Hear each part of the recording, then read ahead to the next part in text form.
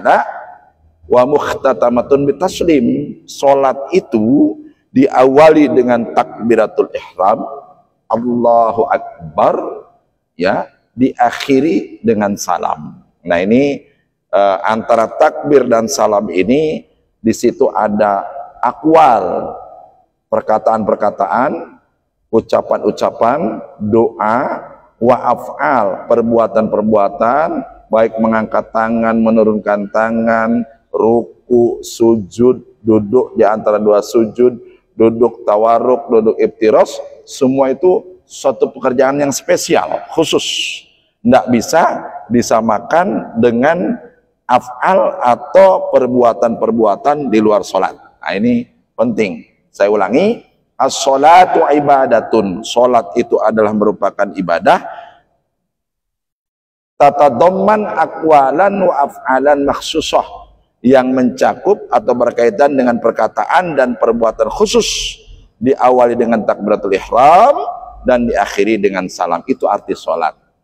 Manzilatuha fil Islam, kedudukan sholat dalam Islam. Wali sholatu fil Islam manzilatun la ta'diluha manzilatu ayati ibadatin ukhra. Jadi secara syariat kedudukan sholat sangat istimewa karena tidak dimiliki oleh ibadah-ibadah syar'i yang lain. Tidak ada. Puasa, zakat, haji, ya, wakaf, sedekah, ya, itu tidak bisa menyaingi kedudukan yang sangat tinggi, yaitu kedudukan sholat. Tidak bisa. Oleh karena itu muncul istilah bahwa sholat itu tiang agama, ya. Sebab agama berdiri tegak karenanya, sebagaimana sabda Rasulullah SAW, Rasul amri al-Islam wa amudu as-sholah wa dirwatu sanamihi al-jihad. Islam adalah puncak segala sesuatu dan sholat adalah tiangnya. Ujung tombaknya adalah jihad di jalan Allah. Maka ini kita dalam rangka bagaimana kita memperbaiki sholat. Saya kemarin sholat Jumat di masjid depan ATR BPN DKI Jakarta, ya, itu kebetulan saya nggak ada jadwal, ya, ada tulisan besar sekali dan jamaahnya masya Allah, ya, perbaiki sholat Anda, niscaya Allah akan memperbaiki kehidupan Anda. Nah, maka dalam rangka itu supaya sholat kita khusyuk, gimana caranya? Banyak kursus-kursus tentang tata cara sholat khusyuk dan sebagainya. Rupanya yang penting, yang pokok adalah bagaimana mengetahui hukum-hukum sholat, kedudukan sholat, wajib sholat, sunnah sholat. Ini yang akan membuat kita khusyuk dalam ibadah sholat, ya. Ibadah yang mula-mula diwajibkan oleh Allah Subhanahu wa taala adalah sholat. Rasulnya sendiri yang menyampaikan akan kewajiban sholat, yakni pada kisah terjadinya Isra dan Mi'raj tanpa perantara. Jadi inilah hebatnya syariat sholat itu, langsung Allah Subhanahu wa taala menyampaikan perintah sholat kepada Nabi Muhammad sallallahu alaihi wasallam. Sayyidina Anas radhiyallahu anhu berkata, sholat diwajibkan kepada Nabi SAW pada saat beliau yang diangkat pada malam Isra, yaitu sebanyak 50 kali. Kemudian dikurangi hingga mencapai 5 kali.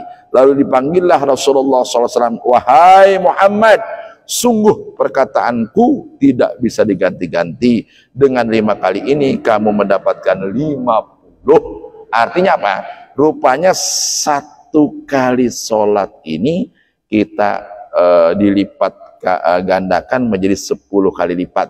Jadi dalam sehari semalam, kalau 5 waktu berarti 50 waktu. Ini penting, ini masya Allah, ya.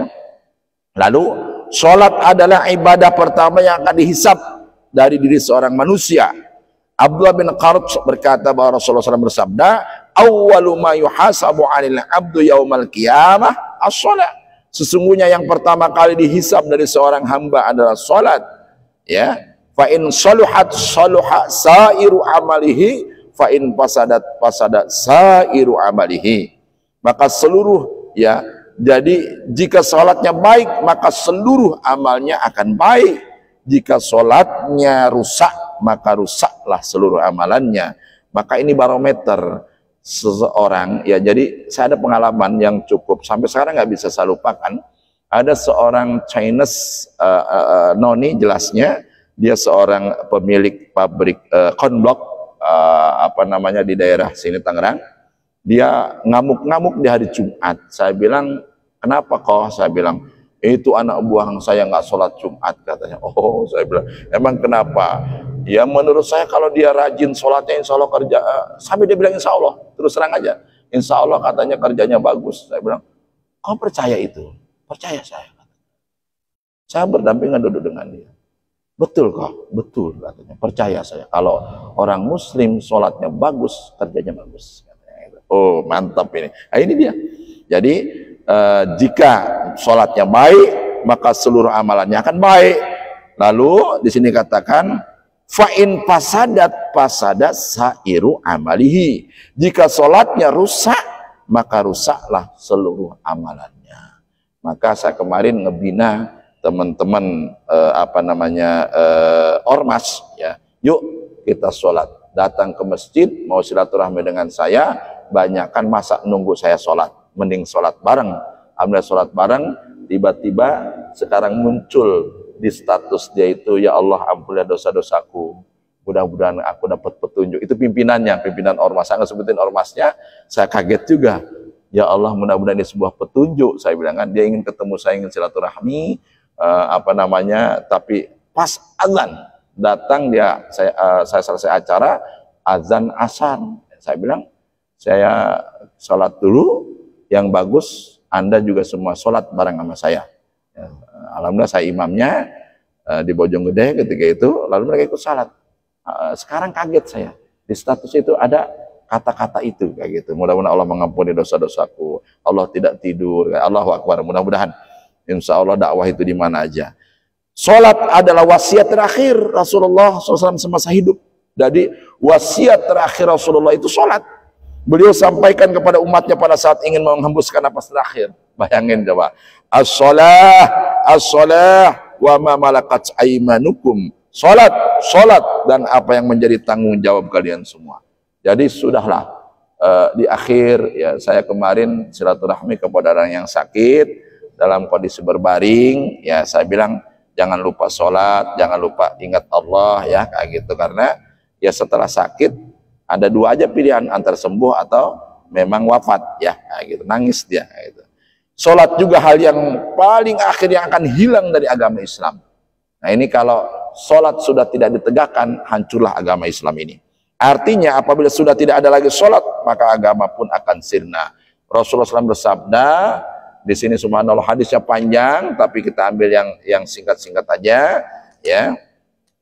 La yunqadanna ural islami urwatan fakullamal inqadat urwatun tashabbasas nasu billati taliha fa awwaluhunna naqdan al-hukmu wa akhiruhunna as-shalah. Tali atau jati diri Islam akan sirna sedikit demi sedikit. Setiap satu kali hilang, maka manusia akan bergantung kepada tali selanjutnya.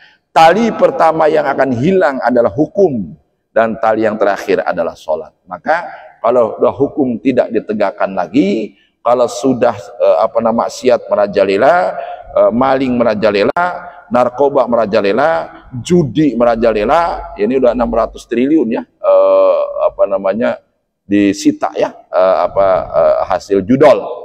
Saya bangga juga nih dengan Presiden hari ini berangkat ke Kairo, dia mau menghadiri ex-development countries. Kebetulan dulu ex-development countries 8 negara berkembang itu berdiri tahun 97, 98 pertama dilaksanakan di Kairo. Kebetulan saya ikut jadi panitianya, zamannya Presiden Gus Dur. Ya alhamdulillah, ex-development countries ini Bangladesh, Malaysia, Mesir, Indonesia. Dan Indonesia insya Allah sekarang jadi ketuanya. Mudah-mudahan bisa dilaksanakan di Indonesia nanti. Nah, jika kita menelaah ayat-ayat Al-Quran, kita akan mendapatkan bahwa sholat seringkali disandingkan dengan zikir. Nah ini ayatnya mana Ustadz? Nah, ini pertama, innas sholah tanha anil fahsya iwal munkar waladzikrullahi akbar. Masya Allah, ya. Sesungguhnya sholat itu mencegah dari perbuatan keji dan mungkar, dan ketahuilah mengingat Allah Sholat itu lebih besar keutamaannya dari ibadah yang lain. Jadi bahkan saya kemarin menemukan dalam literasi Islam ya, bahwa baca Quran yang paling utama itu kapan? Pahalanya yang besar itu di mana? Rupanya ketika sholat. Maka salafus soleh kalau sholat sendiri 1 juz ya dia baca. Karena pahala yang paling besar dan utama ketika membaca Al-Quran itu di dalam sholat. Ya lain kali, nih Gus Baha pernah menyampaikan dalam satu kajiannya, apakah Rasulullah pernah menegur orang yang sholatnya pendek? Tidak. Tapi Rasulullah menegur orang yang sholatnya baca surat yang panjang. Loh tadi Ustaz bilang membaca surat Al-Quran itu lebih mulia ketika sholat. Ketika sendiri rupanya. Tapi ketika berjamaah sunnahnya pendek. Ustaz bagaimana kita ngimamin? Ya, setelah Al-Fatihah waladdallin amin bismillahirrahmanirrahim Yasin Allahu Akbar sah. Ya. Itu memang sekarang karena orang banyak malas sholat, hanya 39,9% umat Islam di Indonesia yang sholat. Dan yang sholat di masjid itu hanya 2%. Ini hasil survei orang-orang yang kalau bagi saya sih nganggur. Gitu. Mungkin bisa saja dilihat dari, kan sekarang ada Dewan Masjid ya, DMI ya. DMI itu bisa melaporkan masjid-masjid yang terdaftar di DMI Dewan Masjid Indonesia itu, oh masjidnya sekian orang. Dari masyarakat, contoh misalnya, satu kampung ada masjid jami, warganya 1000, yang sholatnya hanya 10 misalnya. Itu kan berapa persennya kan? 0, sekian ya kayak gitu. Nah, jadi seperti itu. Jadi saya percaya juga dengan survei ini bahwa hanya 39,9% umat Islam Indonesia itu yang sholat, sisanya enggak. Ya, artinya hampir 60% lebih tidak sholat. Ya, terus kedua, ya yang sholat di masjid itu hanya 2%. Ini sedang ramai nih di medsos nih masalah persentase sholat ini. Dari mana ngukurnya? Sepertinya dari masjid-masjid yang ribuan masjid, dan kita tercengang. Sesungguhnya negara terbesar terbanyak masjidnya di dunia yaitu India ya, sampai 50.000 unit masjid ya. Kalau Indonesia belum nyampe itu, hanya berapa puluh ribu lah kayak gitu ya, kayak gitu. Itu India. Lanjut ya, ayat berikutnya, qad aflaha man tazakka wa dzakara asma rabbih fasalla ya. Sesungguhnya beruntung orang yang mensucikan diri dengan beriman dan mengingat nama Rabbnya lalu dia sholat. Jadi orang yang mengingat Allah lalu sholat, maka disunahkan ketika kita ada qobliyah, namanya qobliyah duhur ya, qobliyah asar ya, kayak gitu. Itu muqaddimah sebelum kita melaksanakan sholat wajib, di mana kesiapan kita untuk menghadapi yang fardu dikasih yang sunnah dulu ya, melaksanakan sunnah ya. Ini subhanallah, sungguh beruntung orang yang mensucikan diri dengan beriman dan mengingat nama Rabbnya lalu dia sholat ya. Ini al-a'la. Lalu berikutnya ya, wa aqimis sholah lidzikri ya. Nah, dan dirikanlah sholat untuk mengingatku ya. Fadhkuruni azkurukum, maka ingatlah aku, niscaya aku akan ingat kamu. Ini yang sedih, bukan Allah tidak membangunkan kita sholat subuh, tapi Allah tidak mau ketemu dengan kita. Kan parah. Kalau Allah sudah tidak mau ketemu dengan kita, sama dengan kita punya telepon, handphone. Ada orang telepon dengan kita, berarti dia ingat kita. Dia suka kita. Dia senang kita. Dia butuh kita. Maka sholat pun demikian. 60% lebih umat Islam Indonesia tidak sholat. Bukan itu keinginan Allah, tapi Allah tidak mau ketemu dengan dia. Maka kalau sudah Allah tidak mau ketemu, repot. Ya, maka fadhkuruni azkurukum, ingatlah kepadaku, niscaya aku akan ingat kepadamu. Dengan ingat kepada Allah, jujur demi Allah, saya kemarin menghadapi acara segitu besarnya dengan dana yang kurang, benar-benar kurang ya. tapi tiba-tiba di pinggir saya lagi makan siang, Ustaz, saya transfer Ustaz 15 juta. Allahu Akbar, lagi makan. Ustaz, kurang dananya ya, kurang. Saya transfer 15 juta. Coba Ustaz lihat di HP Ustaz. Kenapa? Kita berzikir kepada Allah. Astagfirullahaladzim, astagfirullahaladzim, astagfirullahaladzim, astagfirullahaladzim. Jadi rezeki itu ada yang memang sudah ditentukan, ya, dari kita diciptakan 50.000 tahun sebelum kita diciptakan, Allah sudah menentukan rezeki kita, ajal kita, jodoh kita. Ada rezeki itu karena doa, ada rezeki karena istighfar, ada rezeki karena usaha, ya, kayak gitu. Maka rajin-rajinlah. Apa ya? Ya buktinya pedagang es teh manis kan udah berangkat tuh umroh sekeluarga kan, kayak gitu. Duit berlimpah kalau Allah sudah berkehendak payakun. Lanjut ya. Lalu wataratan yuqarinuha bizakah. Nah, Allah di dalam Al-Qur'an itu menyandingkan kata-kata sholat dengan zakat. Lalu apa ini ya, kayak gitu. Ya. Apa maksudnya? Kayak gitu. Allah menyandingkan sholat dengan zakat. Ya.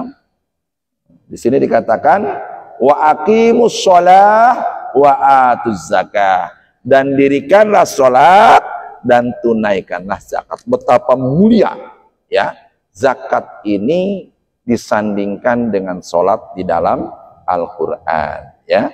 Wa maratan bis sabar wasta'inu bis sabri was sholah, dan mintalah, mohonlah pertolongan kepada Allah dengan sabar dan sholat. Tidak ada lagi kita ini hidup sakit kok di medsos, oh saya sakit ini, sakit ini, sakit ini.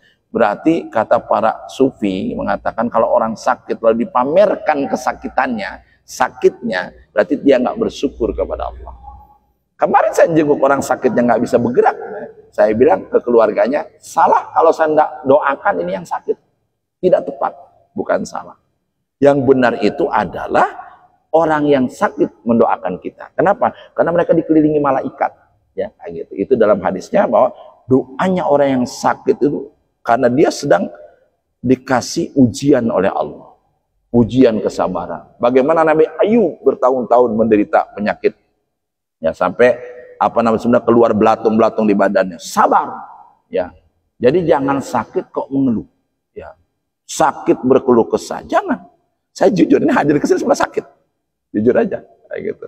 Tapi nggak tahu apa penyakit. Gula darah saya ini kayak apa ya? Bukan main. Maka, tapi saya bismillah. Saya nggak pamerkan kesakitan saya di medsos, ya, biasa saja. Nah, tadi ada yang telepon, Ustaz lagi di mana? Tenang aja, saudara, gitu. Ya, paling, ya insya Allah lah. Yang penting kita serahkan lah. Mati itu di mana aja. Nah, gitu kan. Yang mulia kan mati ketika berjihad di jalan Allah. Ya. Jadi jangan sampai mati di atas tempat tidur.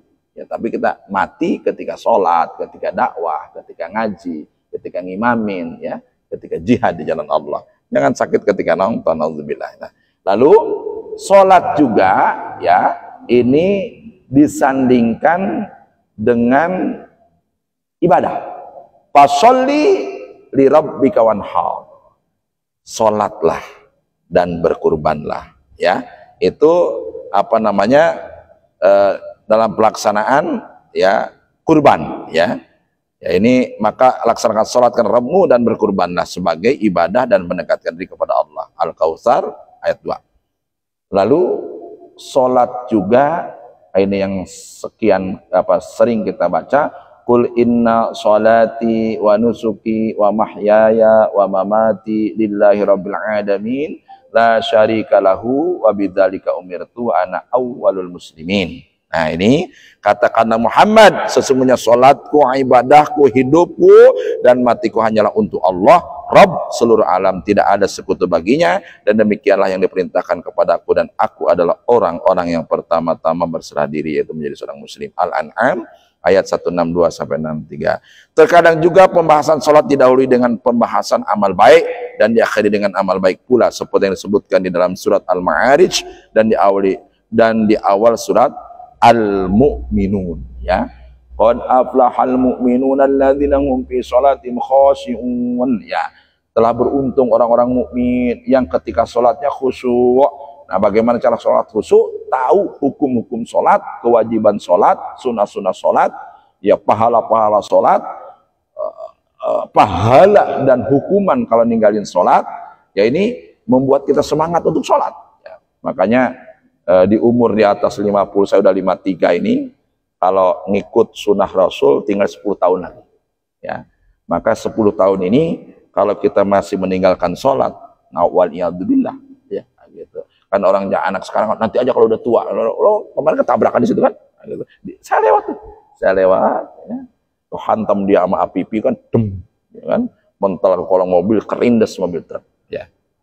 Kasihan ketika melihat kayak gitu. Tapi saya juga bingung. Saya sekarang betul kata Pak Ali dulu pembagian beras itu ke pangkalan-pangkalan, ya. Saya sering itu khususnya yang bisa terjangkau dengan saya nggak turun dari mobil hari Jumat. Mereka masih nyekop, ya, masih ngangkat batu. Mudah-mudahan dengan pendekatan nanti siapa tuh dengan kurban, ya, dengan beras, ya, mereka akan sadar. Atau misalnya ada pengajian mereka itu khusus. Maka sekarang saya mengadakan pengajian 5 ormas setiap sebulan sekali. Kita kasih makan, kita kasih minum, ngopi semua yang nggak rokok, kayak gitu kan. Di maghrib, ya. Dan saya lihat jenazahnya hancur di video teman saya yang ngirim itu. Jadi artinya apa? Ya udah kedua mau apa? Ya, nggak ada yang bisa diharapkan lagi. Ya, Allah sudah nyabut nyawa dengan cara itu, ya, kayak gitu. Sedih. Ya saya lewat duluan tuh.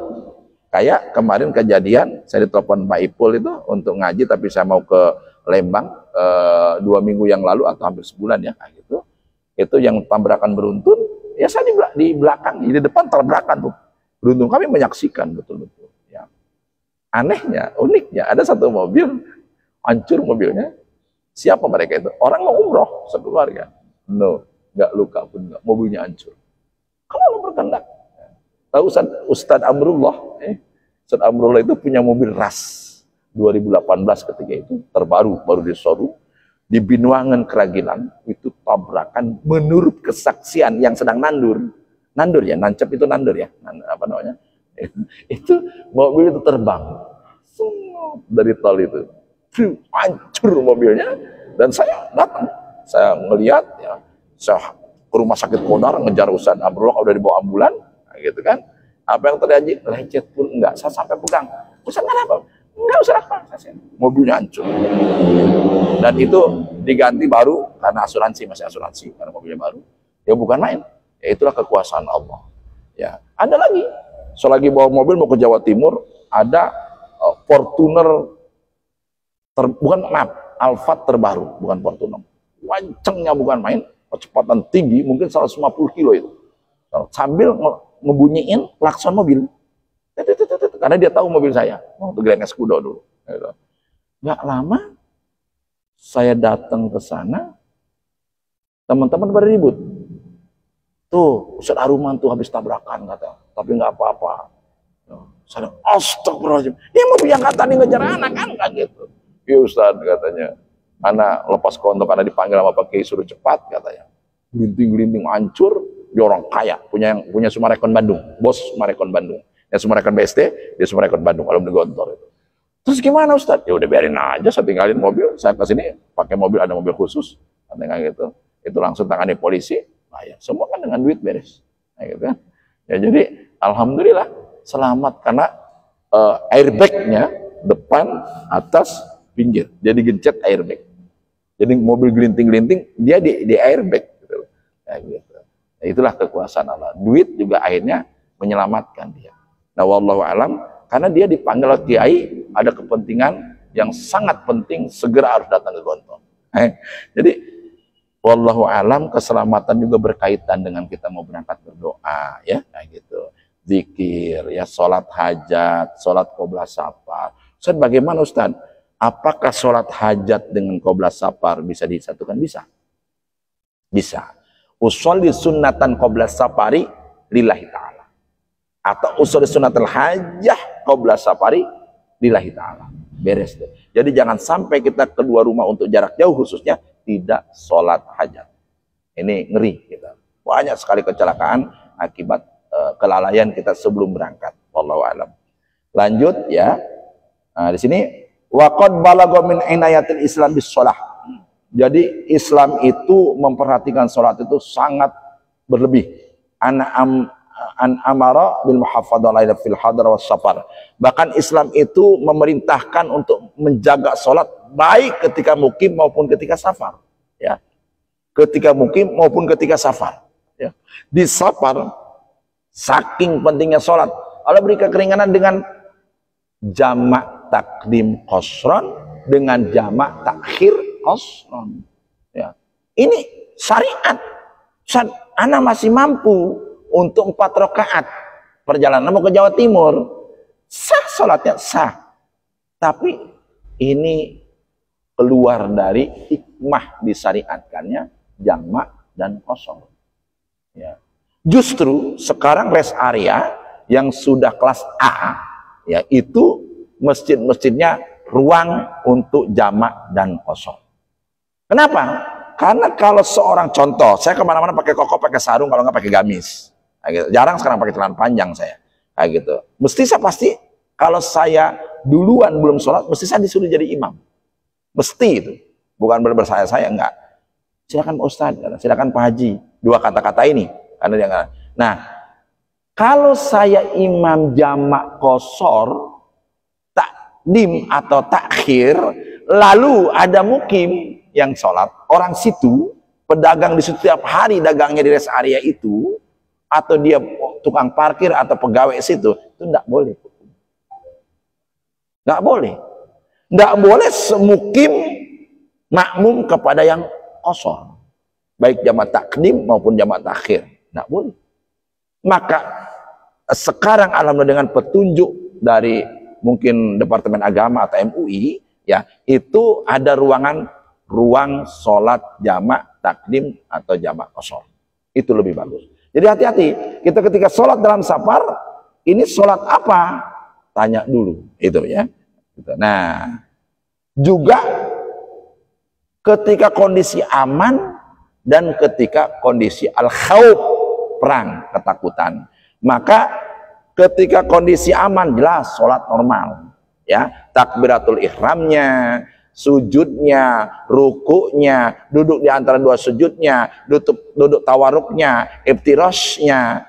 Tapi ketika perang, contoh tentara Suriah yang sekarang dipimpin oleh Syekh Jaulani, ya, dia adalah besutan Al-Qaeda, udah keluar dari Al-Qaeda, dia ngimamin sholat. Bagaimana cara ngimamin sholatnya kemarin, tuh lihat videonya kan, ya, Syekh Jaulani, suaranya enak, gerakannya enak, bahkan yang belakang itu masih pegang senjata. Nah, gitu. Ini namanya sholat khauf. Bagaimana sholat khauf? Awalnya berdiri semua, tapi pakai senjata. Ya. Imam sholat, misalnya sholat subuh. Ya. Imam takbiratul ihram, ya, sujud, ruku, ya, setelah baca Fatihah, baca surat, ruku. Yang belakang nggak ruku, tetap berdiri. Oh gitu Ustaz, menghadang, khawatir ada musuh yang nyerang, ya, maka senjata siaga ketika sholat. Boleh, namanya di sini sholatul khauf, kayak gitu.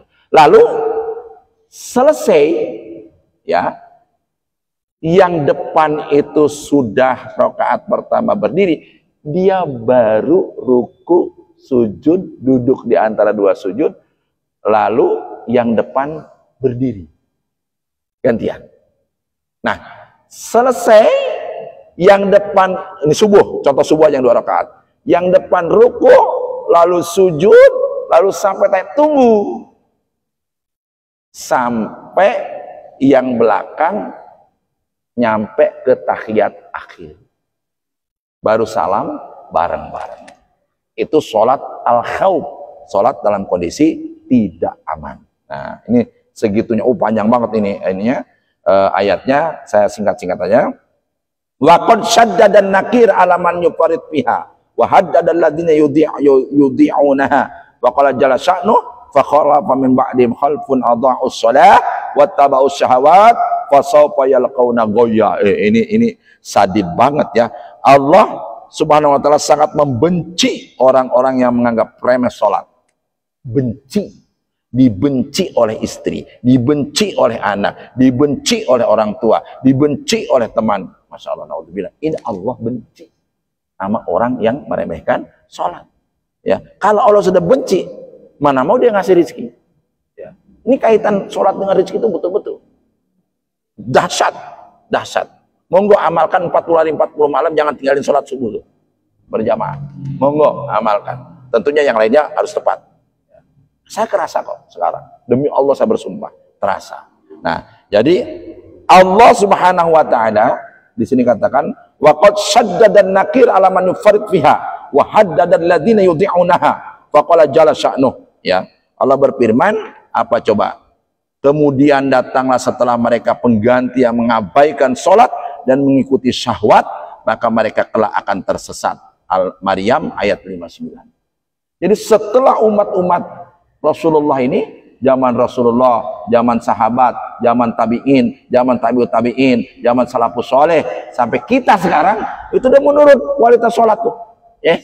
Dulu orang nggak mikirin dunia. Maka di dalam status saya hari ini, kalau orang baru bangun tidur sudah mikirkan dunia, nggak mikirkan sholat, sudahlah hancur hidupnya itu. Ya, itu Kiai Yakub yang sedang ceramah itu, benar-benar itu cocok banget. Maka kasihlah waktu, kalau subuh itu jam 4 lewat 10 menit, ya, jam 4 sampai jam 5 kasih waktu untuk Allah tuh. Nah, ikhlas ridho 1 jam, habis sholat, wirid, baca Quran, monggo, minta sepuasnya. Jam 5 mau apa aktivitas persiapan kerja, monggo. Setelah terbit jam 5.23 kalau nggak salah, monggo. Ya, tapi jam-jam itu termasuk di waktu-waktu setelah 1/3 malam, mau masuk subuh. Itu the gold time, waktu emas. Ya, nggak bisa tuh waktu itu diremehkan. Masa, mohon maaf nih, 3:30 berangkat ke pasar, belanja sayuran, no way. Monggo, buktikan. Sampai akhir hayat kau tetap jadi tukang sayur. Nah gitu. Udah itu waktu mahal itu, 30 menit menjelang jam 4 atau 3:30 itu, waktu mahal itu. Bahkan sesungguhnya Rasulullah itu menyarankan untuk sholat isya di waktu itu. Cuman kan susah, nggak mungkin. Bukan nggak mungkin, susah bagi umat secara umum, khusus orang-orang khusus boleh. Dan maka kalau ditanya, Ustaz kalau sholat isyanya kapan? Saya 3:30 sholat isyanya, selama tidak berjamaah. Kalau nggak berjamaah di masjid, tapi kalau saya sendiri, saya ambil di 3:30.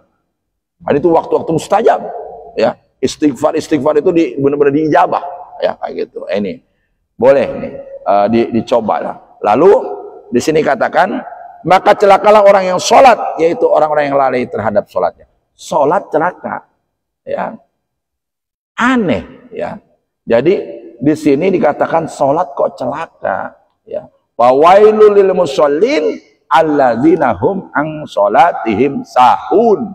Celakalah bagi orang-orang yang sholat yang lalai terhadap sholatnya. Waliyadzubillah. Wali anna sholat minal umur al kubro allati tahtaju ila hidayatin khassah. Salah Ibrahim alaihissalam rabbah.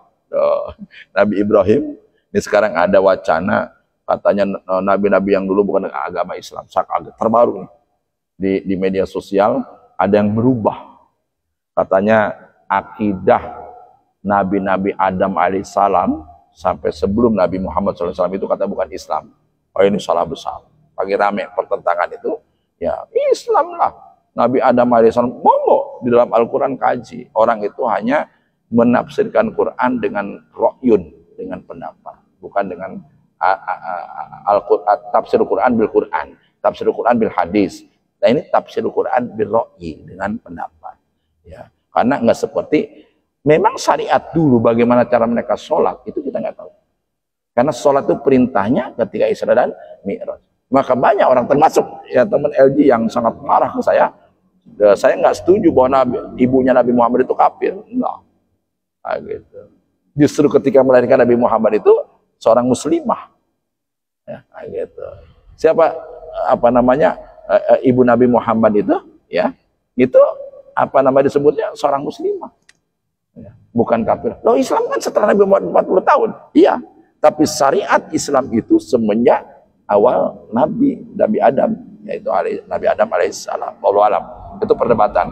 Nah itu lalu Sa'ala Ibrahim alaihissalam an yaj'alahu wa dzurriyyatahu muqiman faqala rabbi ja'alni muqimas shalah wa min dzurriyyati rabbana wa taqabbal du'a. Tuh, Nabi Ibrahim loh. Sebelum Nabi Muhammad. Doanya itu. Ustaz coba artikan, ya Rabbku, jadikanlah aku dan anak-anakku, cucuku, anak cucuku, orang-orang yang tetap melaksanakan sholat. Ya Rabb, kami, perkenankanlah doaku. Ibrahim ayat 40. Itu berdoa di depan Ka'bah. Jadi rupanya Nabi Ibrahim itu ketika itu sudah menyembah Allah. Tapi diselewengkan oleh orang-orang Quraisy, dipasang patung Uzza, Lata, Manat dan sebagainya, ya, disembah-sembah. Makanya hari ini saya baca ada sebuah universitas memasang patung Gus Dur. Lagi baca buku, kata anaknya itu yang suka standing up kami dia kayak gitu, siapa itu Inayah ya. Sana kaget, Universitas Islam kok masang patung, gitu. Sebenarnya nyinggung ya, gitu. Universitas Islam kok masang patung, katanya. Mas patungnya juga salah. Gus Dur bagaimana mau baca? Orang matanya juga nggak lihat, kata ger semua kan. Jadi kesimpulannya, ngapain dipatung-patungin gitu loh. Kayak di Ponorogo itu sekarang ada patung Soeharto, ya. Walau alam, Bukit Soeharto. Karena ada Bukit Soeharto. Monggo yang mau bertanya, ini penting masalah sholat. Nanti saya bahas, makanya saya bawa buku 3 sama kitabnya ini. Monggo silakan masalah sholatnya.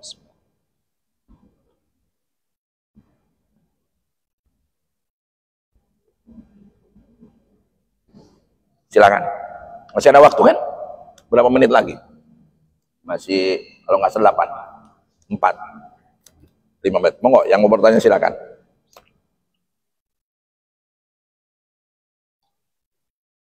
Saya akan masuk hukmu tarikis sholat. Hukum orang yang meninggalkan sholat sengaja. Tanda kutip sengaja. Yang tadi saya bilang, umat Islam Indonesia itu hasil survei itu 39,9% yang sholat. 61% itu enggak sholat. Dari mana Ustaz dapat survei ini? Coba buka di medsos ya. Sebenarnya DMI ini punya kerjaan baru nih, Dewan Masjid Indonesia ini. Kayaknya mensoroti masjid-masjid yang sholatnya berapa orang nih. Kayak gitu. Dari warga Masjid Jami punya warga 1000, yang sholat 10, berapa sisanya kan gitu. Yang sholat di masjid hanya 2%. Sedih kan? Yang sholat di sana, ya. Coba tanya sama saudara kita dekat Baitur Rahman. Ya, saya sholat, aduh, ini modal penduduk padat ya, kayak gitu kan. Seharusnya ya sholat 5 waktunya ya seperti sholat Jumat, karena memang orang tuh berjibun di situ kan, kayak gitu. Tapi sholat Jumatnya oke, ya bagus. Tapi yang jadi masalah sholat 5 waktunya ini, wallahu alam. Tarkus sholah juhudan biha wa ingkarona kufrun. Maaf sekali lagi, jangan tersinggung umat saudara-saudara kita. Ini meninggalkan sholat dengan sengaja merupakan dosa besar. Ya, sebutan bagi yang ingkar, tidak mengakui kewajiban sholat adalah kafir. Entah. Ini seluruh literatur kitab fikih mengatakan seperti ini. Orang sengaja meninggalkan sholat dan dia tahu sholat itu wajib. Catatan, dia tahu sholat itu wajib dan dia sehat dan dia dalam keadaan mukim, tidak juga dengan lagi safar, tidak juga sakit, tidak galu uzur, maka hukumnya kafir. Bagaimana Ustaz lo kayak gini? Bingung kan? Maka Syekh Ali Jabir Al-Yarhamu yang menghancurkan kita itu di balik tembok kita. Apaan maksudnya? Kita berangkat sholat subuh ke masjid, anak masih ngorok, nggak dibangunin. Maka saya walaupun anak sedang ngiler, sedang ngorok, saya kasih pinter, ganteng, sayang, ayo. Kan dedek mau jadi ulama, ya, mau nerusin jejak Abi. Ayo ke masjid. Alhamdulillah, ini bukan sombong, bukan. Jadikan contoh bagaimana ngajak anak ke masjid, kita gendong dari kecil, kita biasakan. Yakin nanti udah ala bisa karena biasa. Nah, di sini katakan wa khuruj an millatil Islam. Orang yang sehat, muslim, tahu kewajiban sholat dan dia bisa sholat, lalu dia tidak melakukan sholat, keluar dari Islam. Ya, an millatil Islam bi ijma'il muslimin, menurut ijma' al muslimin. Bagaimana Ustaz saudara kita yang 61% itu Jawabannya, monggo. Maka hidup mereka susah. Saya, Ustaz Adi Hidayat Ustaz salut, padahal jauh umurnya di bawah saya. Jauh. Ilmunya luas. At-tabahur bil ilm. Dia benar seperti lautan ilmu. Ya. 40 hari, 40 malam, cobain katanya. Sholat 5 waktu kau jangan tinggalkan wabil khusus subuh. Rasakan perubahan kehidupan. Insya Allah. Ya, jadi sholat ini benar-benar penting. Ya, mudah-mudahan ini banyak dalilnya nih.